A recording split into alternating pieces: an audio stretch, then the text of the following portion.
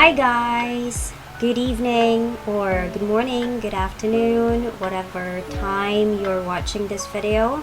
So I'm here again with another video, and so in this channel I haven't posted any introduction video about myself and about how I started my home-based ESL teaching.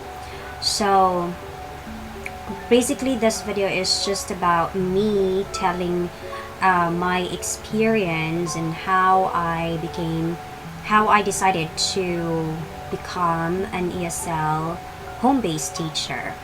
So please stay tuned.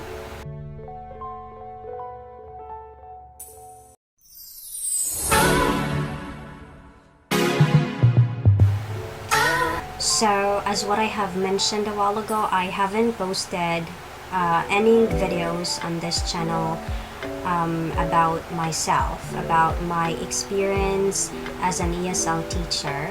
So in this video, I'm going to share with you how I started my ESL career and how I also become a home-based teacher. So first is I want to introduce myself. You can call me Loudette or Teacher Loudette, just like what my students call me. I am also 31 years old and I live in the Philippines, of course. I live in Mindanao, in the northern part of Mindanao, so I don't really speak Tagalog. It's pretty difficult for me to speak Tagalog, but I'll try my best. But I really speak Bisaya, so probably if you don't mind, I can speak Bisaya as well. Yeah? Okay, so anyways, I worked in Cebu before. I went to Cebu in 2010 after I graduated, and then at first I didn't work as an ESL teacher. In 2011 I applied in a Korean company and luckily I got hired, even if honestly my English was very bad, I can say. It's totally bad.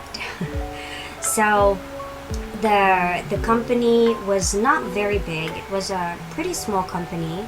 There were like probably 20 to 25 teachers, and but my boss was very kind enough to hire me, even if I know he noticed that I wasn't good enough as a teacher. Maybe he probably saw potential in me.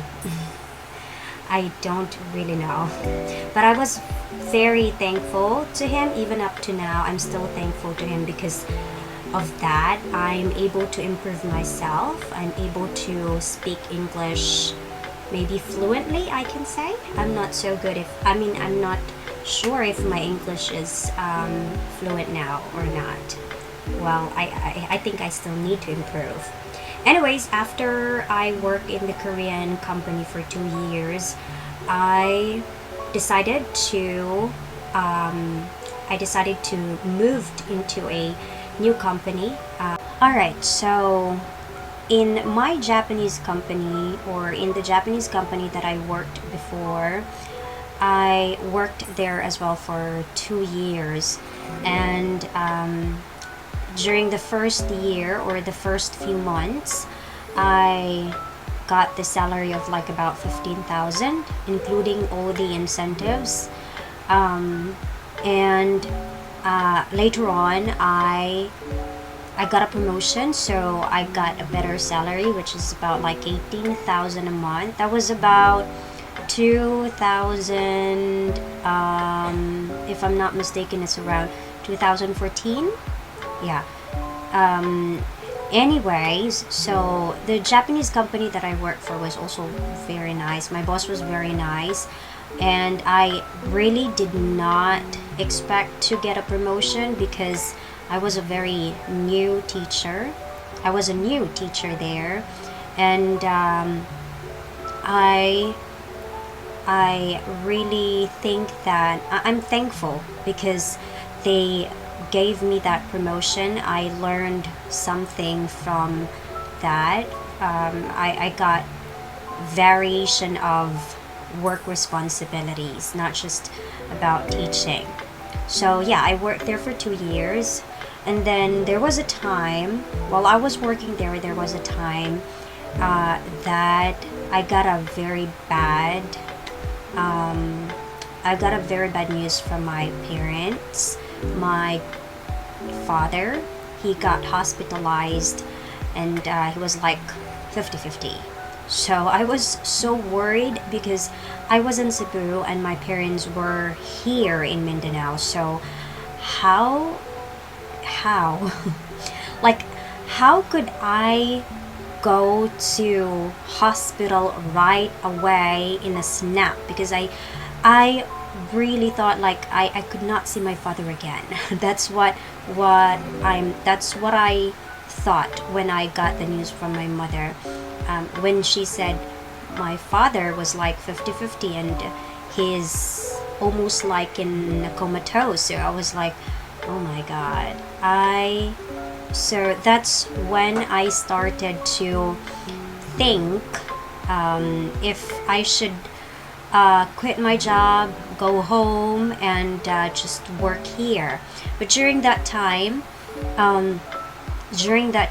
I didn't know about home-based job, so I didn't have any idea. I mean, home-based ESL job, so I didn't know what to do. I was thinking that if I would go back home, then I wouldn't do anything. Maybe I would work as a public school teacher. If you don't know, I am a licensed elementary teacher. Yeah, and I actually don't have the plan to work as a public school teacher. Yeah, I think I will not talk more about it. But if you want to know more about it, if you want to know why I don't have a plan of working in the public school, then just comment down below and I will try to make answers. I will answer your questions, or I will try to make a video about that in the future. Going back to this video. So after that, about like June 2015, if I remember it right, I quit my job. Yeah, I was really hesitant to quit my job in Cebu because I already had my life there, I think. I had my work. I had a very good job. My position was okay. My salary was okay. I had my friends there. I also already built my independent life there in Cebu. I finally realized that I already quit my job. So that's the time that I found out that it was okay. It was okay to quit the job. So around a week after I quit my job, maybe around 2 weeks after I quit my job, I went back to my hometown, which is here where I am. I live here in Misamis, Occidental in Mindanao. So I stayed here for weeks, and not exactly weeks. I stayed here for months before I worked in my company now. I stayed for months here before I decided to apply in a home-based company, ESL company. But then I didn't really have a very good start. During that time, I only had my A40 camera that I bought in Ayala Mall in Cebu, and the rest, I didn't have.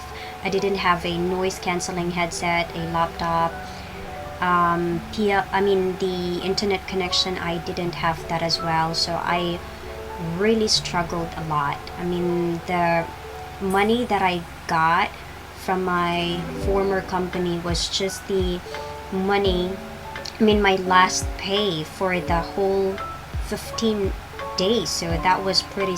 I think it's, and I guess it was about like 700 pesos, if I'm not mistaken. If I remember it right, that was a long time ago.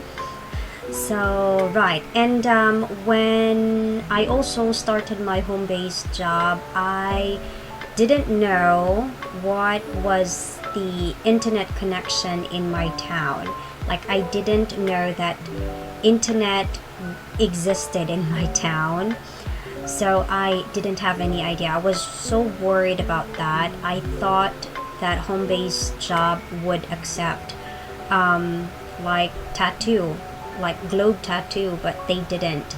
Or even mobile data, they didn't accept that. Or even now, they don't still accept that those kinds of connection. So my mother, she has a friend, and that friend told us about someone that she knew that had this wireless broadband. I was so a little hesitant and confused what was that about, but I still went to that place that she mentioned, and then I looked at the area, because when I went there, she had this computer shop. So I was thinking maybe it could definitely have a good internet connection. So I called the agent, and the agent went to my home. So it was a very easy thing. I mean, the installation was very easy. I just gave my cash out of the wireless broadband, and then she activated the SIM card, and the next day I was able to use the internet connection. I was so happy.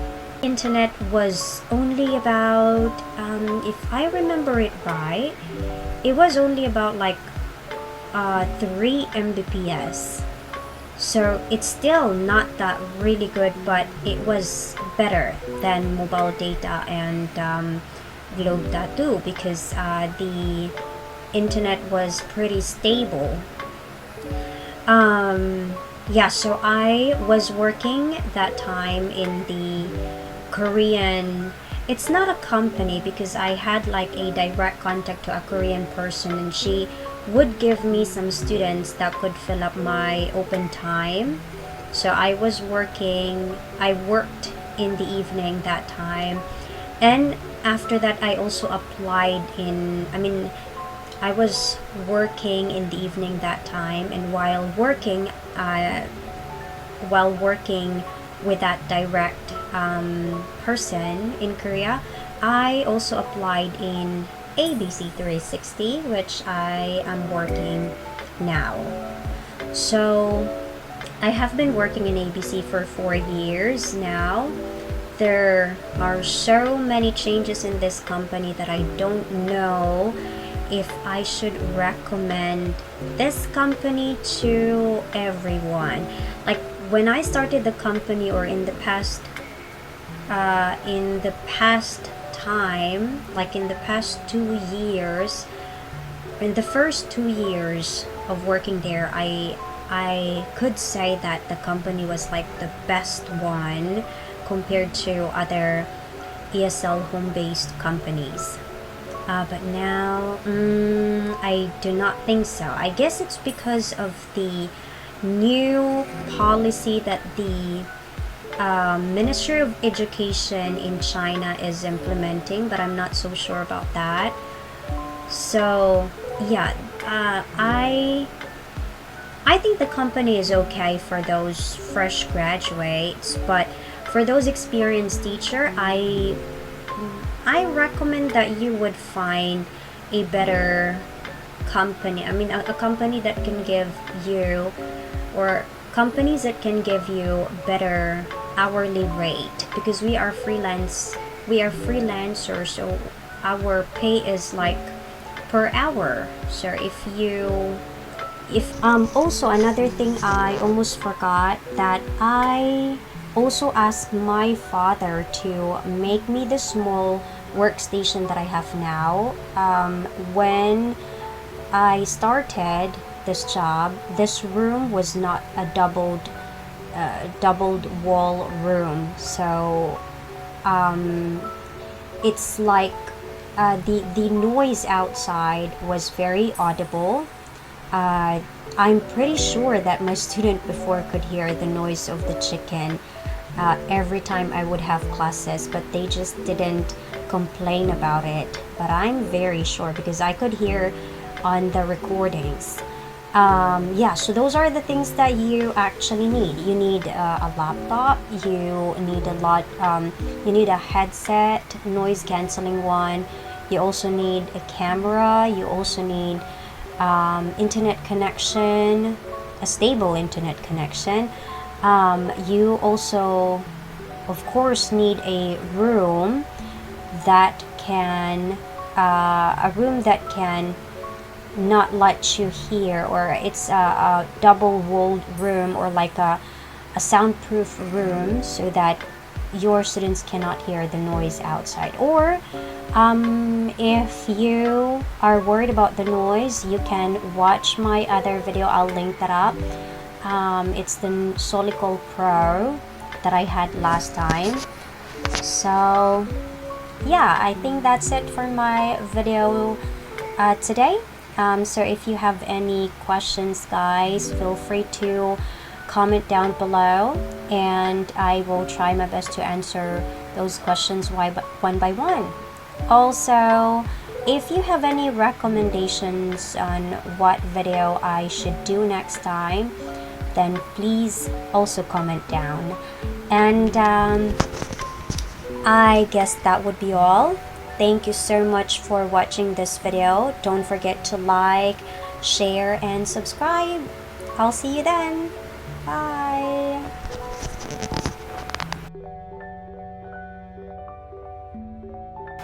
Company back then. So,